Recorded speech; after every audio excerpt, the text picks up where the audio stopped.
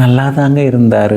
4 car, 5 வீடு, 6 பைக்குன்னு சொல்லி அவர்கிட்ட இல்லாத சொத்து பத்துலாம் எதுவுமே கிடையாதுங்க.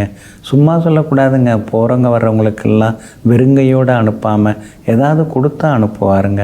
திடீர்னு பார்த்தா நஷ்டமாயிடுச்சுன்னு சொல்கிறாங்க. ஒன்றுமே புரியலிங்க அப்படின்னு நமக்கு பழக்கப்பட்டவங்க, பரிச்சயமானவங்க ஒரு சிலரை பார்க்கும்பொழுது நமக்கு ரொம்ப ஆச்சரியமாக இருக்குங்க. அதுக்கெல்லாம் காரணம் இந்த 4 கிரகங்கள் ஒன்றா இருக்குது இல்லைங்களா, அதுதாங்க. சிலருக்கு 4 கிரகங்கள் ஒன்றாக இருக்குங்க. இந்த 4 கிரகங்கள் ஒன்றா இருந்தால் எந்த மாதிரி பாதிப்புகள் உருவாகும்னு சொல்லி சாராவளி அப்படிங்கிற பழமையான நூலில் சில விஷயங்கள் எல்லாமே சொல்லப்பட்டிருக்குங்க. அதனால் 4 கிரகங்கள் சேர்க்கை சில நேரங்களில் சிலரை உயர்த்தி விடும், ஆனால் சில நேரங்களில் சிலரை தாழ வைக்கும். அதே மாதிரி இந்த 4 கிரகங்கள் ஒன்றா இருக்கும் பொழுது கிரக யுத்தம், கிரக அஸ்தங்கம் அதெல்லாமே ஒரு பக்கம் இருந்து கொண்டே இருக்குங்க. அப்போ அந்த கிரக யுத்தம், கிரக அஸ்தங்கள்லாம் இருந்து 4 கிரகங்கள் ஒன்றா இருந்தால் அவங்களுக்கெல்லாம் கஷ்டங்கள் வந்துட்டு இருக்கும். குறிப்பாக 4வது வீடு, லக்னத்திலிருந்து 4வது வீட்டிலையும் 10வது வீட்டிலையும் தான் 4 கிரகங்கள் சேரக்கூடாது அப்படின்னு நூல்களில் சொல்லப்பட்டிருக்கு. பலதீபிகாங்கிற நூல்லையும் அது பற்றியெல்லாம் பேசப்பட்டிருக்கு. அப்போது 4ஆம் இடம் 10ஆம் இடத்துல ஒன்று சேரக்கூடாது. 10ஆம் இடத்துல 4 கிரகங்கள் சேருது அப்படின்னாலே அவங்களுக்கு மிகப்பெரிய ஒரு அந்தஸ்து இருக்கும், பெரிய கௌரவம் இருக்கும்.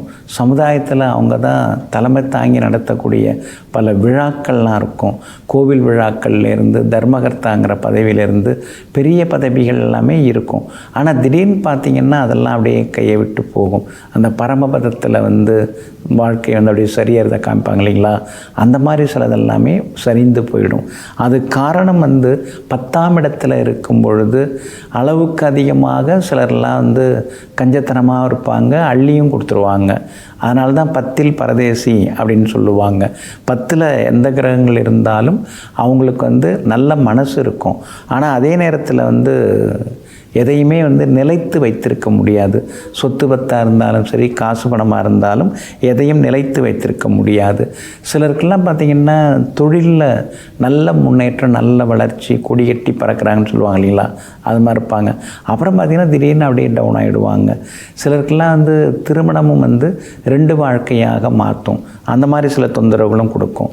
உத்தியோக பிரச்சனைகள் தரும். ஏமாளியாக எல்லாரும் நினைக்க ஆரம்பிச்சிருவாங்க. ஏன்னா அந்த மாதிரியான சில சிக்கல்கள்லாம் இந்த 10ஆம் இடத்துல 4 கிரகங்கள் இருக்கிறதுனால வரும். அதே நேரத்தில் 10ஆம் இடத்துல 4 கிரகங்கள் இருந்து அந்த 4 கிரகங்களும் இடைவெளி விட்டு கிரக யுத்தத்துக்கு ஆளாகாமல் இருந்தாங்கன்னா மிகப்பெரிய சிந்தனையாளராக இருப்பாங்க, மிகப்பெரிய செலிபிரிட்டியாக இருப்பாங்க, முக்கியஸ்தர்களாக இருப்பாங்க. அவங்களால முடியாதது ஒன்றுமே இருக்காது. அதே மாதிரி படைப்பு தொழில், கிரியேட்டிவிட்டி உள்ளவர்களாக இருப்பாங்க. அந்த மாதிரியான அமைப்புகளும் உண்டு.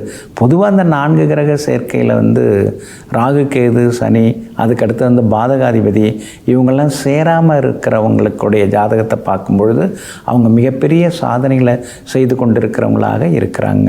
4ஆம் இடத்துல 4 கிரகங்கள் இருந்தால் அவங்கள வாழ்க்கையில் நிறைய ஏற்ற இறக்கம் இருக்கும். அம்மாவோட ஆரோக்கியம் பாதிக்கும். சொந்த வீடு தன் பேரில் வாங்கிக்க முடியல, இல்லைன்னா வீடு கட்டியும் சொந்த வீட்டுக்கு போக முடியல, என்னமோ தடை இருக்குது, வாடகை வீட்டிலே தொடர வேண்டியதாக இருக்கே அப்படிங்கிற ஏக்கம் ஒரு பக்கம் இருக்குங்க. சிரமங்கள் இருந்து கொண்டே இருக்கும் 4ஆம் இடத்துல 4 கிரகங்கள் இருக்கும் பொழுது. அதே மாதிரி வண்டி வாகனம் கூட நம்ம பேரில் வச்சுக்க முடியலையே, வாங்கினோம்னா ஏதாவது ஒரு சச்சரவு வருதே அப்படிங்கிற நிலைமைகளும் வரக்கூடும்.